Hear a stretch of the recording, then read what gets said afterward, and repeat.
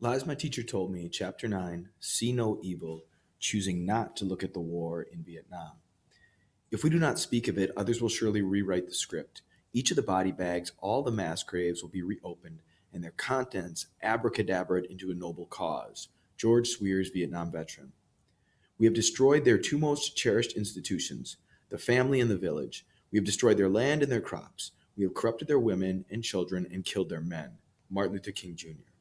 Without censorship, things can get terribly confused in the public mind. General William Westmoreland.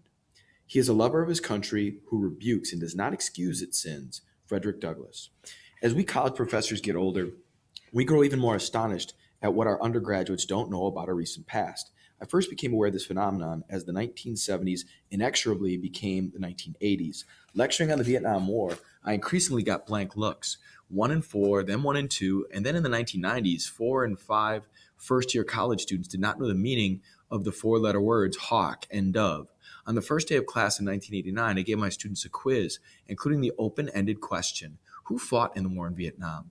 Almost a fourth of my students said the combatants were North and South Korea. I was stunned. To me, this resembled answering 1957 to the question, when did the War of 1812 begin? In fact, many recent high school graduates know more about the War of 1812 than about the Vietnam War. It makes little sense and surely does no good to blame the students. It can hardly be their fault. If our civic memories begin when we were about 10 years old, then the last students to have any memory of the Vietnam War graduated from high school in the spring of 1983. The war is unknown territory to the parents of most high school students today. So are the women's movement, Watergate, and the Iran hostage crisis. Students need information about the Vietnam War from their high school American history courses.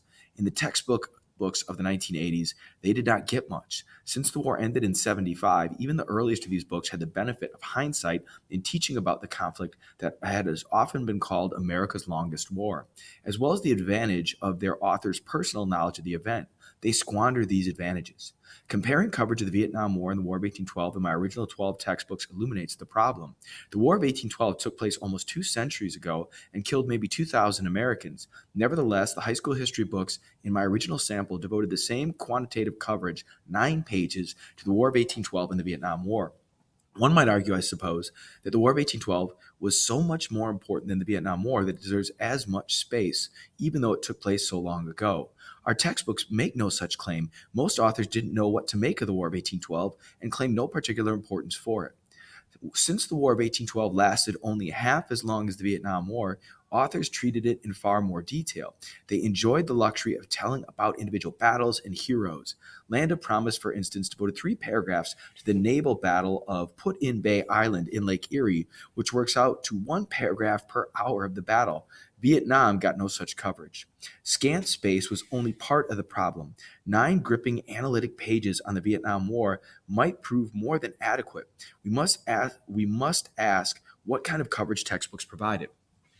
In the original edition of Lies, I did not set out on my own account, or I did not set out my own account of the war and then critique authors for presenting an analysis different from my own. Instead, to avoid the charge of subjectivity, I focused on the photographs the textbook supplied. The Vietnam War was distinguished by a series of images that seared themselves into the public consciousness. I identified 7 of these images, 5 famous photos, such as the little girl running naked toward the camera as she fled a napalm attack, and the bodies piled in the ditch at the My Lai massacre, and 2 generic images of the war's destructiveness. Photographs have been a part of the record of war in the United States since Matthew Brady's famous images of the Civil War. In Vietnam, television images joined still photos to shape the perceptions and sensibility of the American people, even including our 2 recent wars in Iraq. Vietnam is still our most photographed and televised war. I asked dozens of adults old enough to have lived through the war to tell me what visual images they remember. The list of images supplied shows remarkable overlap. A short list includes these 5 specific images: a Buddhist monk sitting at a Saigon intersection immolating himself to protest the South Vietnamese government, the little girl running naked down Highway 1 fleeing a napalm attack, the national police chief executing a terrified man, a member of the Viet Cong, with a pistol shot to the side of his head, the bodies in the ditch after the My Lai massacre, and Americans excavating or evacuating from a Saigon rooftop by helicopter while desperate Vietnamese try to climb aboard. The list also included 2 generic images: B-52s with bombs streaming below them in the pockmarked countryside of Vietnam, and a ruined city such as Hue. Nothing but rubble in view as the American and South Vietnamese troops move in to retake it after the Tet Offensive. Merely reading these short descriptions prompts most older Americans to remember the images in sharp detail. The emotions that accompany them come back vividly as well. Of course, since the main American involvement in the war took place from 1965 to 1973, Americans must be well over 40 to recall these images today. Young people have little chance to see or recall these images unless their history books provide them. In 1995, the 12 textbooks in my original sample failed miserably. One book, The American Pageant, included one of these pictures, the police chief shooting the terrified man. No other textbook reproduced any of them. The American Adventures contained an image of our bombing Vietnam, but the photograph showed B-52s and bombs from below and gave no sense of any damage on the ground. Thus, there remained a huge room for improvement. The seven-sided images are important examples of the primary materials of the Vietnam War. Hawks, people who are pro-war, might claim that these images exaggerate the aspects of the war they portray. However, these images have additional claims to historical significance. They actually made history, prompting news stories and changing the way viewers around the world understood conflict. Several of these photographs remain among the most well-known images in the world even now, according to Patrick Hagopian, who studied the ways Americans memorialized the Vietnam War. Leaving them out shortchanges today's readers. As a student of mine wrote, to show a photograph of one naked girl crying after she has been napalmed changes the entire meaning of that war to the high school student. In Vietnam, the United States dropped 3 times as many explosives as it dropped in all theaters of World War II, even including our nuclear bombing of Hiroshima and Nagasaki. So textbook authors had many images of bomb damage to choose from. On the ground after the Tet Offensive, in which Viet Cong and North Vietnamese troops captured cities and towns all over South Vietnam, American and South Vietnamese troops shelled Hue, Ben Tre, Quang Tri, and many other cities before moving in to retake them. Nonetheless, not one textbook showed any damage done by our side. That was then. Chapter 11 shows how the Vietnam War was still considered recent in the 1980s and early 1990s, and textbooks always slight the recent past, no matter how important it was. How do they do today, now that the war has receded into the distant past for most Americans? 2 legacy textbooks, Borston and Kelly, and The American Pageant, descended from books originally published half a century ago, still aimlessly give the War of 1812 about as much space as the Vietnam War. Neither includes even one of the important images of the Vietnam War. Pageant actually moved backward. It dropped its photo of the police chief executing the Viet Cong man. The 3 really new books, along with Holt, American Nation, provide much more coverage. The Americans gives the war more than 34 pages. Still, a certain softness inhibits its treatment. Although the Americans includes 21 illustrations of the war, only one, the monk immolating himself, comes from my list of 7. Not one of 21 photos shows any damage of the United States inflicted upon Vietnam. Pathways to the Present also includes the immolation image, and it and An American Journey show the evacuation from the rooftop near our embassy. Journey also provides a generic rubble photo. Holt shows a landscape pockmarked by B-52 craters. Among all 6 books, that's it. Of course, the authors and editors of textbooks choose among thousands of images of the Vietnam War. They might make different selections and still do justice to the war, but at the very least, they must show atrocities against the Vietnamese civilian population, for these were a frequent and even inevitable part of this war without front lines, in which our armed forces had only the foggiest notion as to who was an ally or an opponent. Indeed, attacks on civilians were U.S. policy, as shown by General William C. Westmoreland's characterization of civilian casualties. It does deprive the enemy of the population, doesn't it? We evaluated our progress by body counts and drew free fire zones in which the entire civilian population was treated as the enemy. Such a strategy inevitably led to war crimes. Any photograph of an American soldier setting fire to a Vietnamese hooch or house, a common sight during the war, would get this point across. But no textbook shows such an act. American Journey includes a shot of Marines climbing a mound of rubble that was once a tower of the fortress of Huey. Readers might be able to infer that our munitions reduced the fortress to rubble so that the photograph qualifies as the only illustration of any destruction, even of legitimate targets clearly caused by our side, to be found in any textbook. Today's textbooks seem to be applying precisely the censorship that General William Westmoreland wished for in the quote at the head of the chapter, while he was in command. Unfortunately, censorship is the cause, not the remedy, of confusion about the war. My life was not a minor event, unworthy of inclusion in the nation's history, but was important precisely because it was emblematic of much of what was wrong with the entire war in Vietnam. My Lai was the most famous instance of what John Kerry, formerly of Vietnam Veterans Against the War, now senator, called not isolated incidents, but crimes committed on a day-to-day basis with the full awareness of officers at all levels of command. Appearing before the Senate Foreign Relations Committee in April 71, Kerry said over 150 honorably discharged and many very highly decorated veterans testified to war crimes committed in Southeast Asia. He went on to retell how American troops had personally raped, cut off ears, cut off heads, taped wires from portable telephones to human genitals, and turned up the power, cut off limbs, blown up bodies, randomly shot at civilians, razed villages in fashion reminiscent of Genghis Khan, who shot cattle and dogs for fun, poisoned food stocks, and generally ravaged the countryside of South Vietnam. All this was in addition to the normal ravage of war, as Kerry pointed out in his testimony. Only Discovering American History, the oldest textbook in my sample, treats the My Lai massacre as anything but an isolated incident. The Americans has a perfectly adequate paragraph on My Lai, far better than any other new book, but it never mentions that attacks on civilians were a general problem. In addition to leaving students ignorant of the history of the war, textbook silence on this matter makes the anti-war movement incomprehensible. Two textbook authors, James West Davidson and Mark H. Little, are on record elsewhere as knowing the importance of My Lai. The American strategy had atrocity built into it, Light said. Davidson and Light devote most of a chapter to the My Lai massacre in their book After the Fact. They tell how news of the massacre stunned the United States. One thing was certain, they write, the encounter became a defining moment in the public's perception of the war. Plainly, I do not think high school students need to know about it. However, for their high school history textbook, the United States, A History of the Republic, like 10 other textbooks in my sample, never mentions My Lai. If textbooks omit the important photographs of the Vietnam War, what images do they include? Uncontroversial shots for the most part, servicemen on patrol, walking through swamps, or jumping from helicopters. 10 books show refugees or damage caused by the other side, but since the damage was usually less extensive than that caused by our bombardment, the pictures are not very dramatic. This is an outrage, and there's no excuse for it. Joy Hakim shows that we can do better in her textbook, A History of the U.S., intended for about 5th grade. She includes the police chief shooting the terrified man, another image of a guard threatening a Vietnamese POW with a knife, a photograph of a town destroyed by our side, and the most famous image of the My Lai massacre. Surprisingly, Hakim also gives her readers the image of the little girl running naked down Highway 1. This is surprising because textbook publishers typically follow the rule of no nudity, as one editor told me. In elementary books, cows don't have udders. Yet her series has been a bestseller, perhaps because it also reads better than most standard textbooks.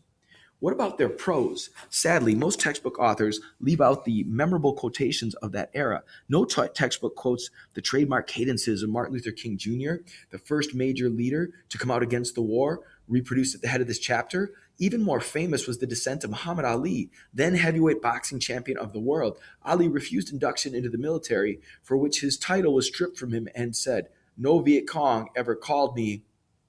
All 18 textbooks leave out that line too. After the Tet Offensive, a U.S. Army officer involved in retaking Ben Tre said, "It became necessary to destroy the town to save it." For millions of Americans, this statement summarized America's impact on Vietnam.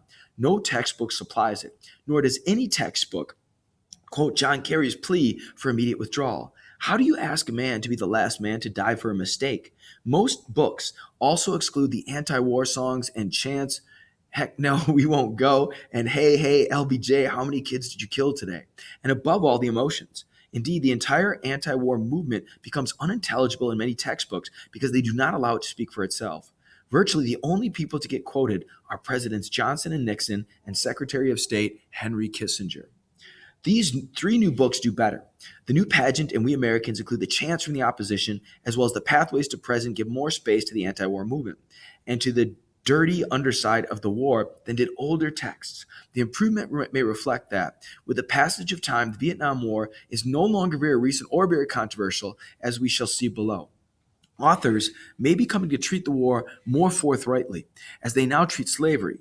now that the Cold War, like formal segregation against African Americans, has ended. However, their coverage is jerky, perhaps reflecting the multiple authors who probably wrote it. Chapter 12 explains that the authors listed on the covers of the high school American history textbooks often did not write them, especially in their later editions. Two competing books show this problem in their treatment of Vietnam.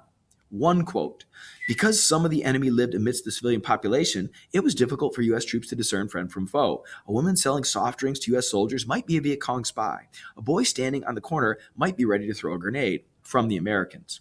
American troops never could be sure of who was friend and who was enemy. The Vietnamese woman selling soft drinks by the roadside might be a Viet Cong ally, counting government soldiers as they passed. A child peddling candy might be concealing a live grenade, pathways to the present. It is hardly likely that independent authors who wrote these two passages. It is hardly likely that independent authors wrote these two passages. Did Gerald Danzer or one of his co-authors copy and modify from Pathways? Did Alan Winkler copy and modify from the Americans? If so, one should charge the other with plagiarism. No one ever does, however, not about high school textbooks, because everyone in the publishing industry knows that their authors did not actually write them. Probably the publishers of Pathways and the Americans happened to hire the same freelancer to write or update both books. Still, other unnamed clerks add photos and write captions and teaching suggestions. Using different unnamed authors for different chapters, different features, and different updates is not only misleading, since school systems choose textbooks partly because they think distinguished historians wrote them, it also makes textbooks less coherent. Often different paragraphs in the core narrative contradict each other. To present contrasting viewpoints would be fine, but that is not what textbooks do. Instead, their treatments of the war amount to one thing after another, displaying little overall organization and no point of view or interpretation. They cannot be organized because they're written by what amount to disorganized sequential committees that never met. That's why Francis Fitzgerald, who in addition to America Revised, wrote Fire in the Lake, a fine book about Vietnam, called the textbook she reviewed in 1979 neither hawkish nor dovish on the war, simply evasive. She went on to say, since it is really quite hard to discuss the war and evade all the major issues, their Vietnam sections make remarkable reading. To some degree, defining the issues is a matter of interpretation, and I would not want to fault textbooks for holding a different interpretation from my own. Perhaps we can agree that any reasonable treatment of the Vietnam War would discuss at least these 6 questions. Why are the United States in Vietnam?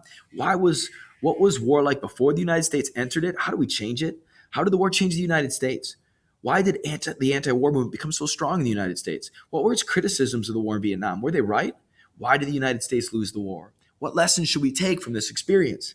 Simply to list these questions is to recognize that each of them is still controversial. Take the first. Some people still argue that the United States fought in Vietnam to secure access to the country's valuable resources. The international good guy approach, noted in the last chapter, would claim that we fought to bring democracy to Vietnam's people.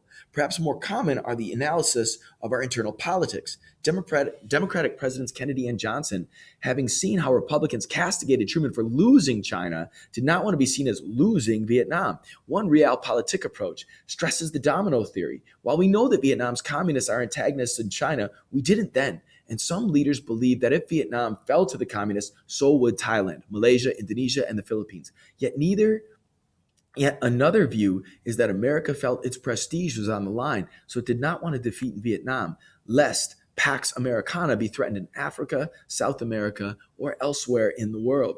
Some conspiracy theorists go even further and claim that big business fomented the war to help the economy. Other historians take a longer view, arguing that our intervention in Vietnam derives from a cultural pattern of racism and imperialism that began with the first Indian War in Virginia in 1622 and continued in the 19th century with Manifest Destiny and is now winding down in the American century. They point out that GIs in Vietnam collected and displayed Vietnamese ears just as British colonists in North America collected and displayed Indian scalps. A final view might be that there was no clear cause and certainly no clear purpose, that we blundered into the war because no subsequent administration had the courage to undo our 1946 mistake of opposing a popular independence movement. The fundamental blunder with respect to Indochina was made after 1945, wrote Secretary of State John Foster Dulles, when our government allowed itself to be persuaded by the French and British to restore French's colonial position in Indochina. Perhaps the seeds of America's tragic involvement with Vietnam were sown at Versailles in 1918 when Woodrow Wilson failed to hear Ho Chi Minh's plea for his country's independence. Perhaps they germinated when FDR's policy of not helping the French recolonize Southeast Asia after World War II terminated with his death. Since textbooks rarely suggest that the events of one period cause the events of the next, unsurprisingly, none of the textbooks I surveyed looks before the 1950s to explain the Vietnam War. With the 50s and 60s, the historical evidence for some of these conflicting interpretations is much weaker than for others, although I will not choose sides here. Textbook authors need not choose sides either. They could present several interpretations along with an overview of the historical support for each and invite students to come to their own conclusions. Such challenges are not the textbook author's style, however. They seem compelled to present the right answer to all questions, even unresolved controversies. So, which interpretations do they choose? None of the above. Most textbooks simply dodge the issue. Here's a representative analysis from American Adventures. Later in the 1950s, war broke out in South Vietnam. This time, the United States gave aid to the South Vietnamese government. War broke out? What could be simpler? Adventures devotes 4 pages to discussing why we got to the War of 1812, but just these 2 sentences as to why we fought in Vietnam. Newer textbooks simply rely on anti-communism to explain U.S. involvement. Teachers are unlikely to make up for the deficiencies in their textbooks' treatment of the war. According to Linda McNeil, most teachers particularly don't want to teach about Vietnam. Their memories of the Vietnam War era make them wish to avoid topics on which the students were likely to disagree with their own views and would make the students cynical about American institutions. Therefore, in the 80s, the average teacher granted the Vietnam War 0 to 4.5 minutes in the entire school year. Coverage has not increased much since then. Many college students report that their high school history courses wound down around the time of the Korean War. Neither our textbooks nor our teachers help students think critically about the Vietnam War and marshal historical evidence to support their conclusions. Never do they raise questions like, was the war right? Was it ethical? Some books appear to raise moral issues but veer away. For example, Challenge of Freedom asks, why did the United States use so much military power in South Vietnam? Attempting to answer this question could get interesting because our antagonists weren't white, because they couldn't strike at the United States, because we had it available, because the United States has a history of imperialism vis-a-vis primitive peoples from our Indian wars through the Philippine-American War of 1899 to 1903 to Vietnam, because like most other nations, we behave not by standards of morality, but of realpolitik. The answer that Challenge suggests to teachers, however, shows that the authors don't really want students to think about why we intervened, and certainly not about whether we should have done so, but merely to regurgitate President Johnson's stated rationale for so much bombing, which the book has previously supplied, to show the Viet Cong and their ally North Vietnam that they could not win the war. This answer is mystifying since the Viet Cong and North Vietnam did win the war. Moreover, the author's claim to know Johnson's motivation arrives without evidence. In the rhetorical climate created by this textbook, for a teacher to raise a moral question would come across as a violation of classroom norms. Similarly, Boorstin and Kelly mostly ask regurgitation items like identify Dean Rusk, occasionally interspersed with critical thinking questions like how did the Gulf of Tonkin incident lead to our increased involvement in Vietnam? In fact, on August 2nd, 1964, a U.S. destroyer, Maddox, was cruising the Tonkin Gulf 4 miles from islands belonging to North Vietnam. At the same time, smaller U.S. boats were ferrying South Vietnamese commandos to attack some of those islands. 3 North Vietnamese patrol boats fired torpedoes at the Maddox, missing. The destroyer crippled 2 of them and sank the third. North Vietnam protested at the International Control Commission. The next day, as the smaller U.S. boats ferried South Vietnamese commandos to attack mainland targets this time, Maddox returned, though it was again attacked and fired in all directions. Soon it became fairly clear that the attacks were phantoms caused by weather and misinterpretations of sonar. Nevertheless, President Johnson professed outrage and sent what came to be called the Gulf of Tonkin Resolution to Congress, where it passed overwhelmingly. The resolution authorized the president to do whatever he wanted in Vietnam, and he used it to lead students to conclude that the question and used it immediately to begin bombing North Vietnam. Real critical thinking might lead students to conclude that the question has it backward. Our increased involvement in Vietnam led to the Tonkin Gulf incident, especially since the second attack on the Maddox, upon which our increased involvement in Vietnam was predicated, never happened. As Johnson confided to an aide at the time, those dumb, stupid sailors were just shooting at flying fish. Unfortunately, except for the old Discovering American History, published in 1974, All high school history textbooks I surveyed shy away from actually prompting students to think critically about the Vietnam War. Ironically, students could probably get away with critical thinking without upsetting their parents. At least 70% of Americans now consider the Vietnam War to have been morally wrong as well as tactically inept. That's quite a consensus. Nevertheless, the strident arguments about the military records of George Bush and John Kerry in 2004 show that the war can still be controversial. Fear of controversy may be why Florida's Disney World, in its American Adventure exhibit, a 29-minute history of the United States, completely, if awkwardly, leaves out the Vietnam War. And it may explain why history textbooks omit the images and the issues that might trouble students or their parents today. Mystifying the Vietnam War has left students unable to understand much public discourse since then. Politicians across the political spectrum invoked the lessons of Vietnam as they debated intervening in Angola, Lebanon, Kuwait, Somalia, Bosnia, and most recently Iraq. Bumper stickers reading El Salvador is Spanish for Vietnam helped block sending U.S. troops to that nation. John Dumbrell and David Ryan's Vietnam and Iraq and Robert Brigham's Is Iraq Another Vietnam draw specific parallels between those two seemingly endless wars. In 2006, Henry Kissinger used his perverse misreading of our Vietnam debacle. He blames Congress for pulling out to advise George W. Bush to stay the course in Iraq. The lessons of Vietnam have also been used to inform our misled discussions about secrecy, the press, and how the federal government operates, and even whether or not the military should admit homosexuals. High school graduates have a right to enough knowledge about the Vietnam War to participate intelligently in such debates. After all, they are the people who will be called upon to fight our next and ongoing war, whether it resembles Vietnam or not.